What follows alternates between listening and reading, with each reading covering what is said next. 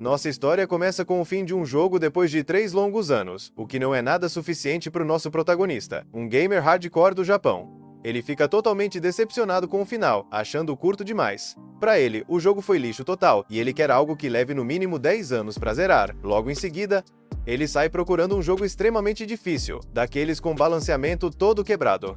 Na tela aparece a paisagem de um mundo misterioso, enquanto uma empresa desconhecida oferece um jogo que nunca acaba, ambientado no mundo de fantasia com espadas e magia. Ele olha as opções de dificuldade, fácil, normal e modo inferno.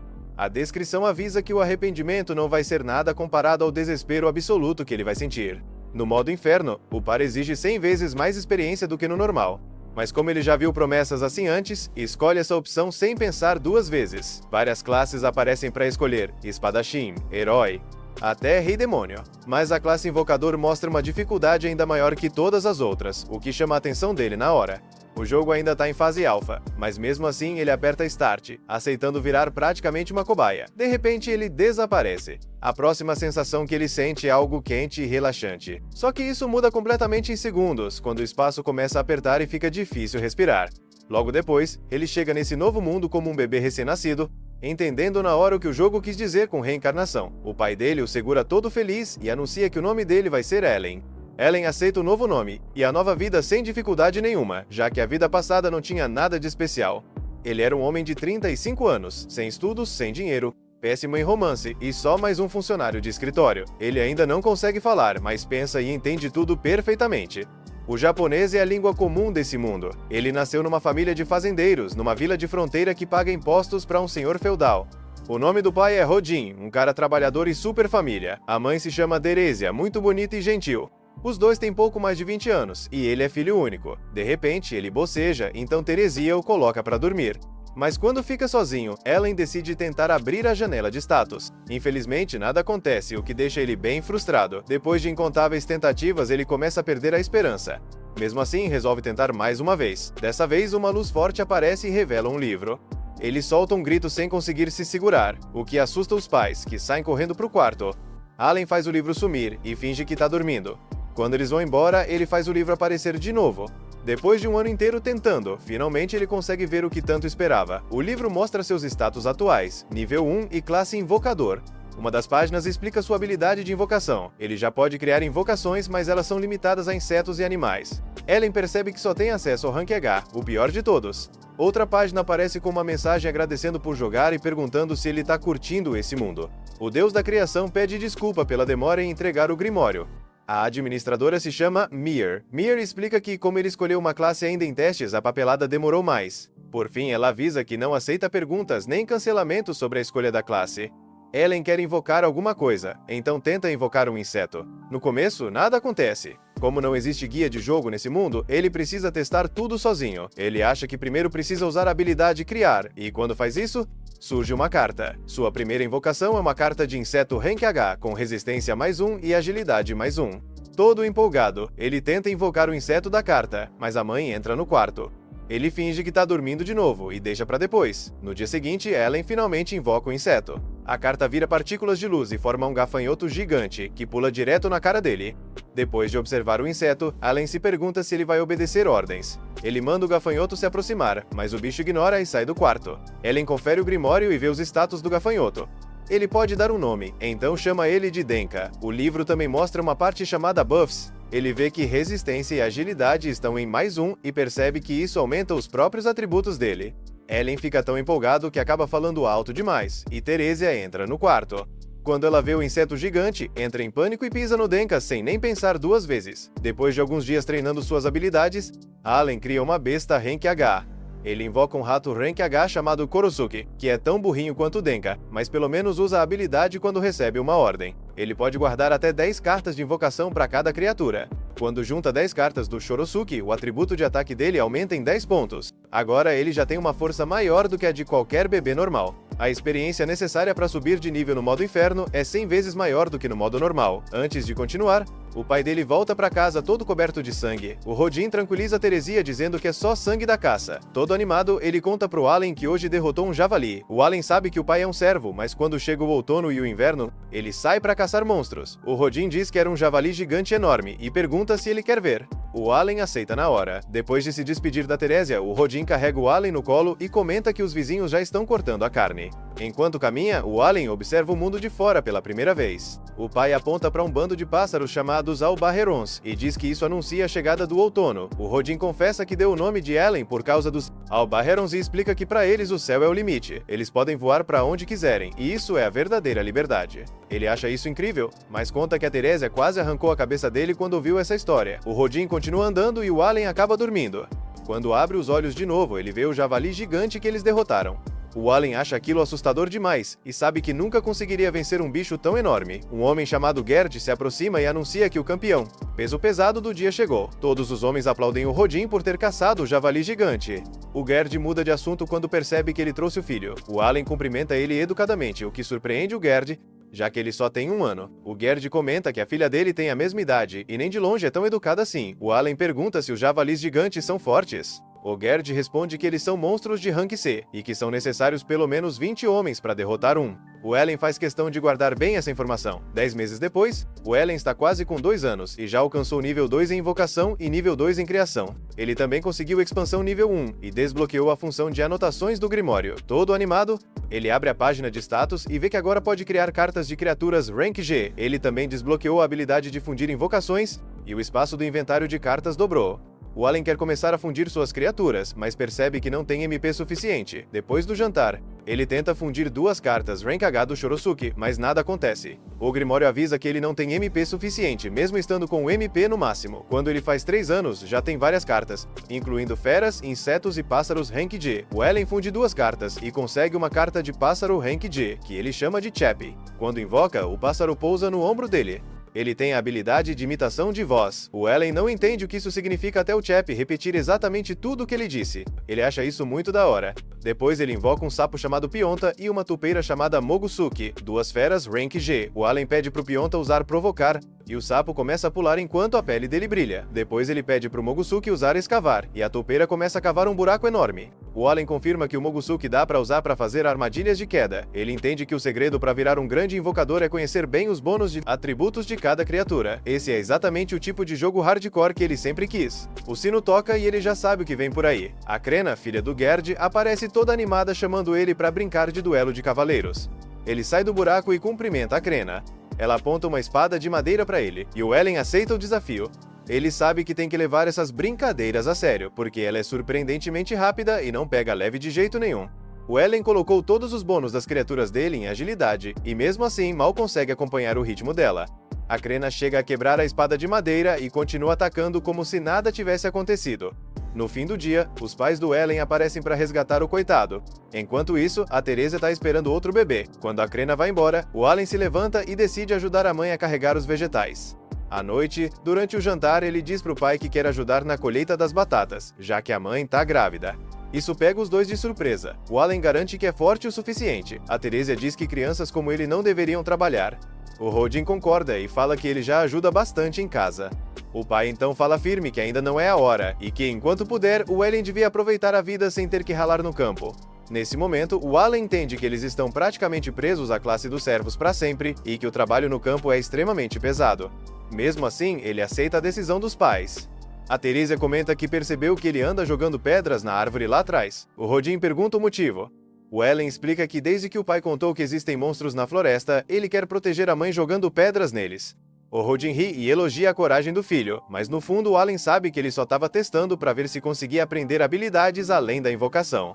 A Teresia pergunta se ele também vai proteger a Krena, e ele responde que sim. O Rodin comenta que está ansioso pela cerimônia de avaliação do Allen. Ele pergunta o que é isso. A mãe explica que quando ele fizer 5 anos, vai acontecer uma cerimônia divina para descobrir qual é o talento dele. O Rodin diz que, com sorte, um bom talento pode ajudar ele a escapar da servidão. O Allen fica animado, e quando o inverno chega, ele decide ir ver a Denka. Ele ficou pulando tanto no mesmo lugar que acabou fazendo um buraco no chão. De repente, ele ouve a voz da Crena e faz o Grimório desaparecer. Não tem escolha, tem que brincar de cavaleiros com ela. Ela continua feroz como sempre. Ele tenta acompanhar e bloquear os ataques, mas no fim a Crena passa o rodo nele. O Rodin volta para casa, então a Teresia sai para recebê-lo, mas de repente a Denka pula na perna dela, fazendo ela se assustar e cair. O Rodin corre na hora para ajudar, e apesar de ter sido só um susto, a Teresia começa a sentir contrações. O bebê tá chegando. A pedido do Rodin, a Crena corre para casa para avisar a mãe dela, enquanto o Rodin e o Allen tentam preparar tudo. O Allen não faz ideia do que fazer, e o pai dele tá tão perdido quanto. Por sorte, a mãe da Crena, a Matilda, chega bem na hora para ajudar, mas manda todos os homens inúteis ficarem do lado de fora. Eles são expulsos sem cerimônia nenhuma e acabam dormindo do lado de fora, enquanto a Matilda e a filha ajudam a Teresia a noite toda. Ao amanhecer, o bebê finalmente nasce e é um menino. O Rodin já tinha o nome escolhido. Ele diz com confiança que o nome vai ser Mesh. A Teresia gosta do nome, mas avisa que espera que não seja mais um nome tirado de um monstro, que de fato é. O Ellen não consegue parar de pensar no motivo de ter sido reencarnado. Ele sabe que o que mais quer é upar tudo até o máximo, mas essa vida em família também é bem agradável.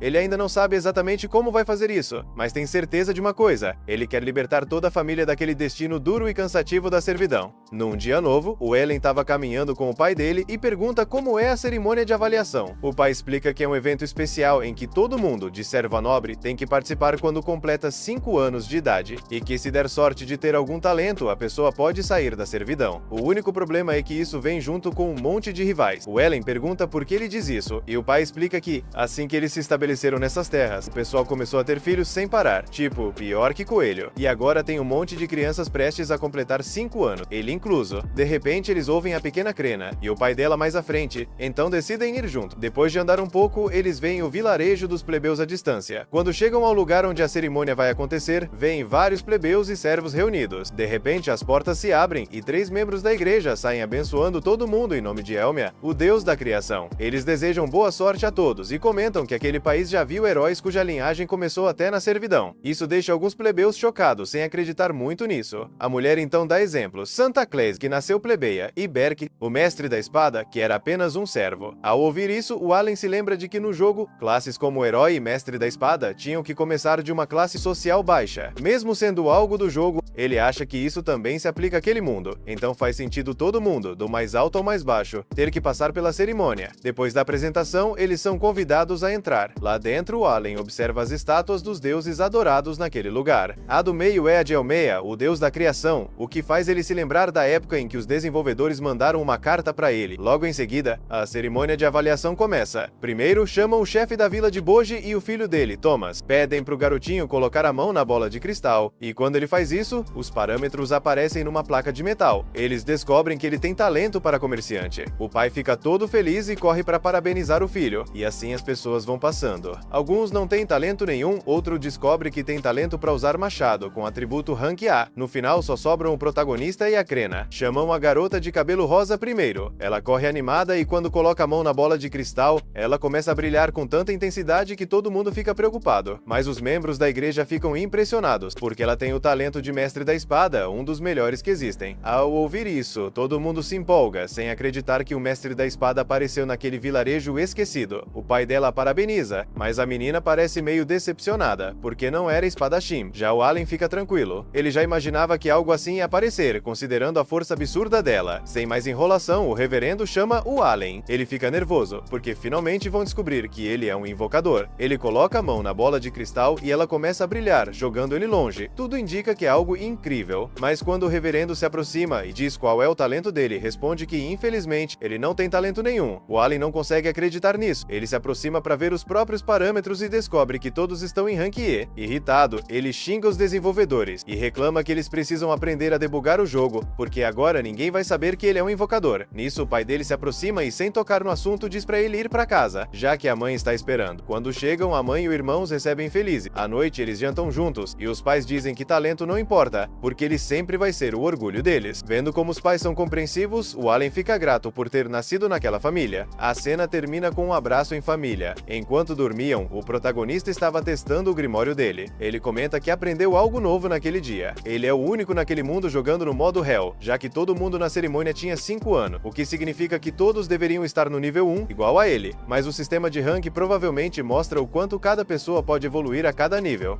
Então ele conclui que o motivo de todos os atributos dele estarem em rank E é porque no modo Hell, o progresso dele é só 1/100º do normal.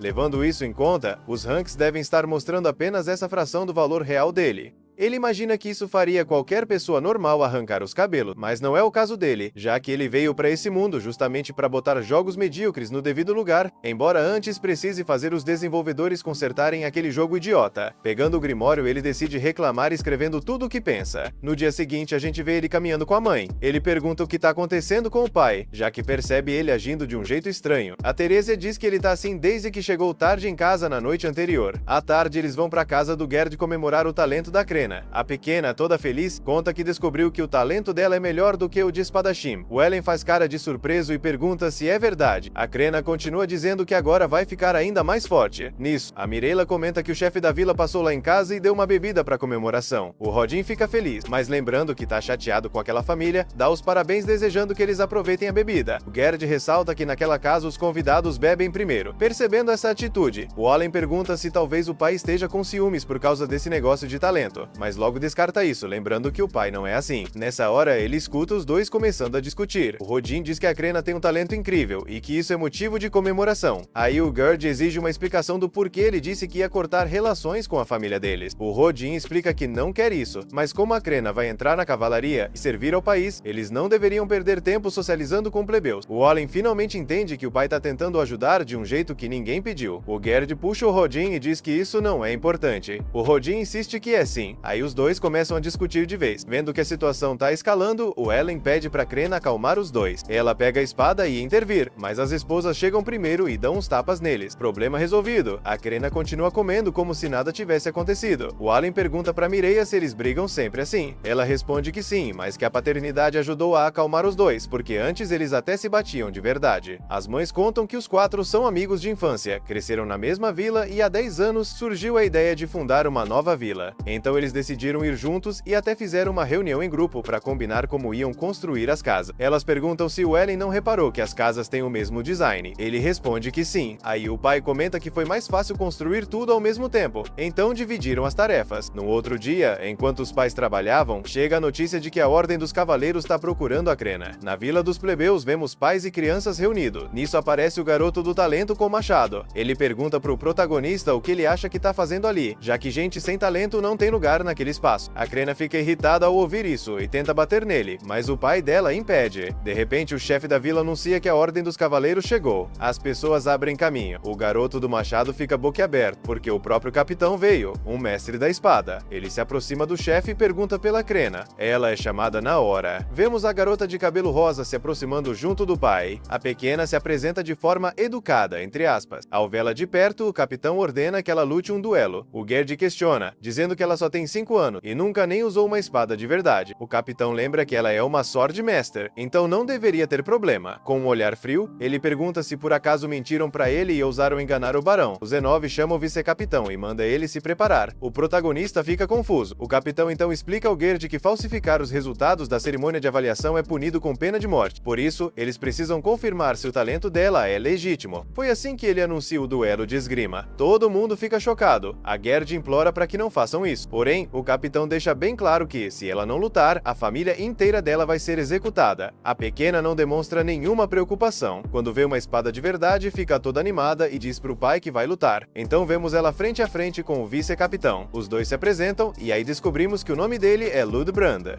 A pequena parte para cima, balança a espada. Ludbrand contra-ataca, mas ela bloqueia. Quando ela quase acerta ele, o vice-capitão usa as pernas e, com um chute, joga ela contra a parede. A Gerd e os outros ficam revoltados, exigindo que deixem a menina em paz, mas a Crena se levanta e entra em modo Berserker, com uma velocidade e força absurdas, avançando direto contra o Ludbrand. Ele mal consegue se defender, só bloqueando os golpes, até que num descuido a Crena quebra a espada dele. O capitão então encerra o combate. A pequena volta a si e pergunta se já acabou. Toda feliz, ela agradece o vice-capitão, mas ele cai no chão completamente exausto. resto. Vendo isso, a Gerd fica muito feliz e comemora junto com o soldado. O capitão, depois de presenciar tudo aquilo, não tem mais como duvidar. Ele se aproxima da Gerd, a parabeniza por ter criado tão bem a filha e pede desculpas por ter desconfiado. Em seguida, convida todos para comerem juntos e conversarem sobre o futuro da menina, permitindo que levem os amigos também. Assim, vemos eles numa casa bem luxuosa. O clima fica meio tenso. O protagonista se pergunta por que o garoto do machado e o pai dele foram junto, mas deixa isso de lado e aproveita para pegar umas frutas para levar para casa. Nesse momento, o capitão começa a falar. Ele se apresenta como Z9 e diz que foi enviado por ordem do seu senhor para verificar se entre eles existia um verdadeiro mestre da espada. E sim, ele confirmou que era verdade. Falando com o chefe da vila, ele diz que aquela vila de fronteira seria nomeada em homenagem a ele quando fosse totalmente estabelecida. Porém, agora que descobriram que o mestre da espada nasceu ali, o senhor dele decidiu honrar esse grande acontecimento, mudando o nome para Vila Crena. O chefe não questiona nada e aceita na hora. Ele então explica aos outros por que submeteu a Crena àquele teste. 3 anos atrás, o mestre da espada nasceu numa família de condes e passou a servir a família real, mas não correspondeu às expectativas. Quando foi reavaliado, ficou claro que o talento dele era só de um espadachim comum. Depois disso, descobriram que vários nobres tinham exagerado seus talentos. Por isso, o reino decidiu verificar tudo com muito mais rigor. Voltando para Gerd, o capitão pede desculpas de novo por ter submetido a filha dela àquele teste. Ele pede que continue cuidando bem dela e ajudando-a a crescer, para que, quando fizer 12 anos, possa estudar na academia e futuramente servir diretamente à família real. O Allen fica de boca aberta ao ouvir isso. Então o garoto do machado pergunta se qualquer um pode ir para a academia e virar cavaleiro. O pai dele manda ele se comportar e pede desculpas ao capitão. O capitão responde que em algum momento um instrutor será enviado para a vila, então o ideal é estudar bastante para conseguir entrar na academia. Ao ouvir isso, a Crena diz pro protagonista que ele também deveria estudar com ele. O Allen responde que vai sim, mas o outro garoto só ri, dizendo que ele não tem capacidade para isso. A Crena entra na frente para defendê-lo. Já o protagonista age com total indiferença, afinal, ele é um adulto de 40 anos. O capitão percebe o cabelo e os olhos escuros dele e pergunta quem ele é. O Rodin responde que é seu filho. Como ainda não tinham sido apresentados direito, a Gerd faz as apresentações. Quando ouve o nome Rodin, o capitão pergunta se ele é o mesmo Rodin, o caçador de javalis. Ele se levanta imediatamente e pede desculpas por ter sido rude com a lenda da vila. O Rodin fica confuso e pergunta o que ele quer dizer. O capitão explica que o barão é muito fã da carne do grande javali que aquela vila fornece todo inverno. E pelo que ouviu, Rodin é quem assume o papel mais perigoso nas caçadas, sendo considerado um verdadeiro herói. Ele pede que aceite isso como um elogio do próprio barão e dele também. Ao ver isso, Allen não consegue evitar pensar no quanto o pai dele é incrível. À tarde, no caminho de volta para casa, o pai dá uma grande lição para ele. Mesmo sendo apenas um servo, eles ainda podem ser reconhecidos pelos grandes. Ele pede pro Allen nunca desistir e continuar seguindo em frente, não importa o quão duro seja o trabalho. O protagonista promete, mas mudando de assunto, tira algumas frutas que pegou pra mãe e pra Mesh, e pergunta se fez algo errado. O pai só dá risada, dizendo que fez a mesma coisa, e até pior. 2 anos depois, o Allen sente uma empolgação de verdade. Finalmente conseguiu upar a habilidade de invocador depois de 2 anos inteiros de treino.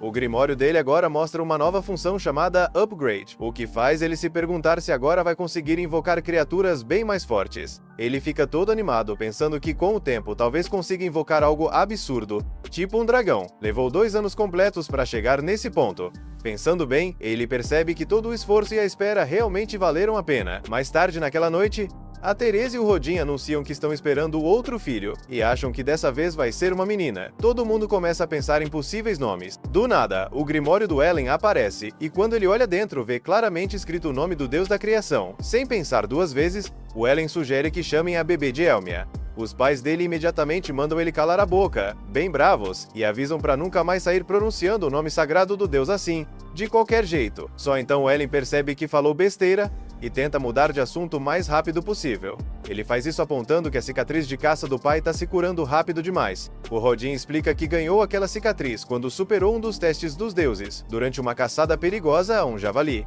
O Allen não faz ideia do que seja um teste dos deuses, então o Rodin explica. Segundo ele, é um momento especial que às vezes acontece durante a caça a monstros. Nesse instante, o caçador sente uma explosão de energia absurda que elimina totalmente o cansaço e todos os ferimentos acumulados. Quando o Allen ouve isso, ele entende na hora. É assim que as pessoas daquele mundo descrevem o level up. De repente, tudo começa a fazer muito mais sentido. Mesmo que a habilidade de invocação dele tenha melhorado com treino, o Allen entende que ele ainda vai continuar no nível 1 enquanto não derrotar monstros de verdade em combate. Melhorar uma habilidade só na repetição não é suficiente para subir de nível. Se ele realmente quiser ficar mais forte, vai precisar de experiência real, lutando contra inimigos perigosos. Por isso, o Ellen decide que precisa levar as caçadas a sério. Ele pergunta pro pai se pode acompanhar ele numa caçada de verdade, mas o pai recusa na hora.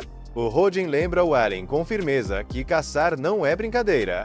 Ele diz que a caça envolve riscos reais e consequências sérias, e que um erro pode facilmente custar a vida de alguém. Ouvindo esse aviso, o Ellen entende que ficar mais forte não vai ser fácil nem seguro. Mas isso não significa que ele vá desistir dos objetivos dele. Mais tarde naquela noite, pouco antes de dormir, o Ellen pega o Grimório e vê que recebeu uma mensagem da Elmer, a deusa da criação. A mensagem explica que durante a cerimônia de avaliação, o status dele apareceram como Rank E, porque ele está jogando no modo infernal de dificuldade. Porém, a mensagem também mostra os verdadeiros status base dele. O Allen se sente aliviado e feliz ao ver que os atributos reais dele estão no nível máximo, igual aos números absurdos da Crena. Isso dá um baita boost na confiança dele. Curioso, o Ellen decide testar a habilidade de upgrade no inseto pequeno. Exatamente como ele imaginava, a habilidade aumenta todos os atributos que o bicho já tinha. Quando o Allen materializa o inseto melhorado, ele não cresce quase nada de tamanho, mas dá pra sentir que foi aprimorado e ficou claramente mais forte. Bem nessa hora, a Teresia entra no quarto e vê o inseto melhorado.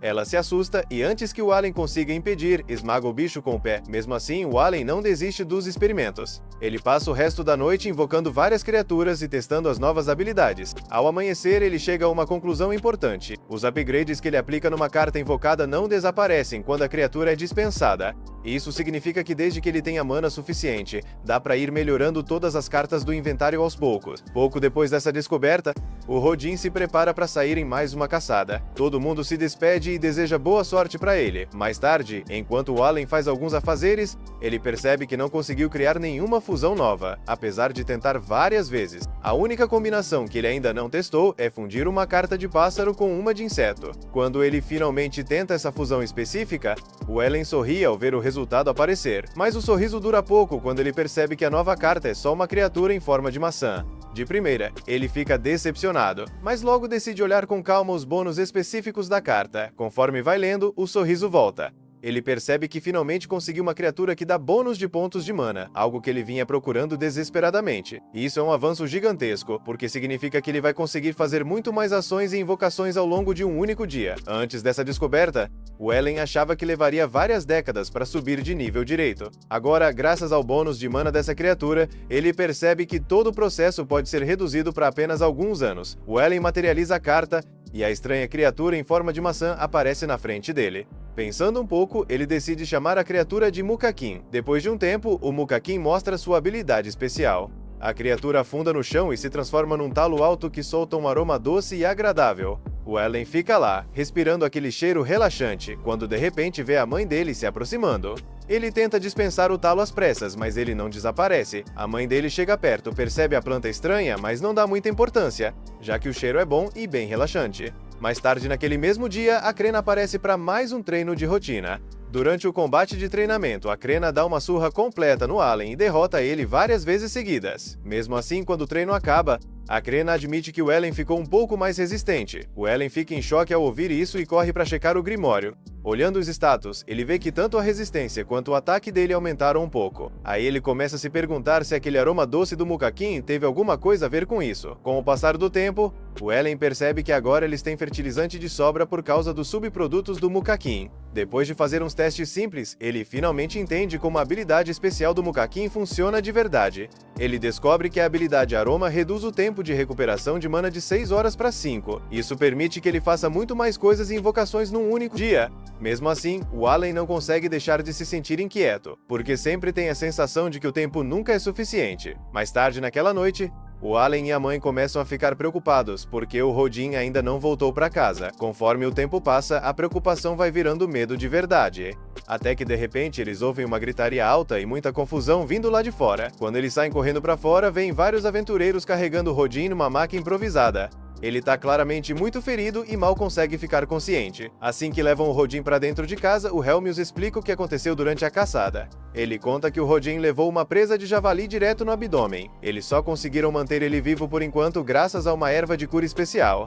O próprio Helmius admite que se não fosse por essa erva, o Rodin já teria morrido. Mesmo assim, o efeito da erva não é suficiente para curar tudo, e ele ficou com um ferimento grande e perigoso, que ainda está sangrando. O Allen pergunta para o Helmius como algo assim pode acontecer. O Helmius explica que não foi culpa de um erro simples de um camponês qualquer. Normalmente, camponeses nem participam de caçadas a javalis, porque são perigosíssimas. Mas esse ano foi diferente. Muitos camponeses se voluntariaram cheios de empolgação, porque tinham ouvido histórias sobre o Rodin como um herói lendário da caça. Eles acreditavam que, com o Rodin por perto, estariam totalmente seguros. O Helmius admite que nem ele nem o Rodin se sentiam confortáveis em deixar gente sem experiência participar. Só que eles não puderam recusar as ordens diretas do chefe da vila, então não teve escolha. Os camponeses voluntários foram ensinados sobre formações defensivas e táticas. Mas assim que a coisa ficou realmente feia, o medo tomou conta. Eles entraram em pânico, quebraram totalmente a formação e começaram a correr sem rumo. Um dos camponeses ia ser atravessado pela presa de um javali que vinha em disparada,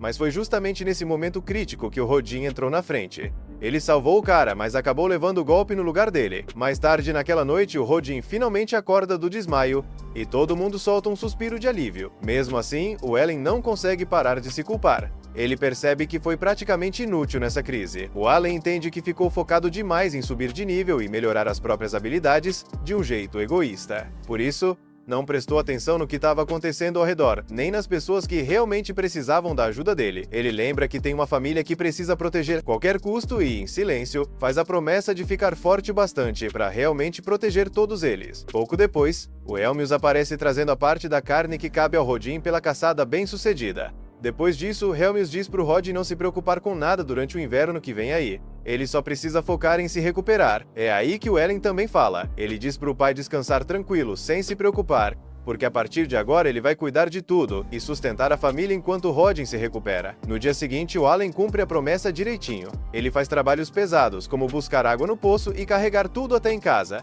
Depois, o Helmius ensina o Allen a colher as plantações do jeito certo. No começo, o Helmius acha que o trabalho vai ser pesado demais para o Allen, ainda mais pela idade dele. Mas, para surpresa sincera dele, o Ellen colhe cada talo com muita facilidade. Isso faz o Helmius perceber que o Ellen é bem mais forte do que ele imaginava. Não muito tempo depois, o chefe da vila vai até a casa deles, junto com um camponês que causou diretamente o ferimento do Rodin. O camponês pede desculpa desesperadamente. Todo mundo espera que o Rodin fique bravo, mas para surpresa geral, o Rodin responde com calma, dizendo para ele tomar mais cuidado da próxima vez e que não precisa se preocupar com mais nada. Vendo essa atitude, o Allen sente uma admiração profunda pelo pai e percebe o quanto ele é realmente uma pessoa incrível. Mais tarde, naquele mesmo dia, o Allen vai até o campo de flores e limpa uma parte do terreno para montar armadilhas e conseguir um pouco de carne. Ele invoca alguns sapos pequenos e usa eles como isca. Depois de preparar tudo com cuidado, o Allen se esconde entre os arbustos e espera em silêncio. Ele espera por um bom tempo e nada acontece. Já começa a achar que isso não vai dar em nada. Aí, de repente, um pássaro gigante desce voando e pousa na área limpa. Quando o Allen olha melhor, o coração dele quase para. Ele percebe que aquilo não é um pássaro comum, é um albacore, um monstro perigoso de rank B. O Ellen só queria atrair bichos pequenos e aves comuns. Ele nunca imaginou que algo desse nível apareceria. Ele sabe que não tem nenhuma chance real de derrotar um monstro desse calibre, então o primeiro impulso é virar as costas e sair correndo. Mas, bem nesse momento crítico, o sistema dele ativa e anuncia que a habilidade de upgrade subiu para o nível 2. Vendo essa mensagem, o Ellen pensa que talvez valha a pena arriscar e testar o novo poder. O Ellen ataca e balança a espada, mas o albacore derruba ele com facilidade com um único golpe de asa. Em seguida, o Allen invoca vários lobos aprimorados, que avançam para morder e atacar o pássaro por todos os lados. Por um instante, ele acredita que talvez tenha chance. Só que a situação piora rápido quando ele vê o albacore simplesmente devorando todos os lobos invocados sem esforço nenhum. Sem mais opções, o Ellen tenta atacar de novo com a espada, mas dessa vez é arremessado ainda mais longe. O albacore se aproxima e fica bem em cima dele, claramente pronto para devorar o próprio Allen. Tremendo, o Allen levanta a espada para se defender, com o corpo inteiro tremendo, se perguntando se aquele era realmente o fim.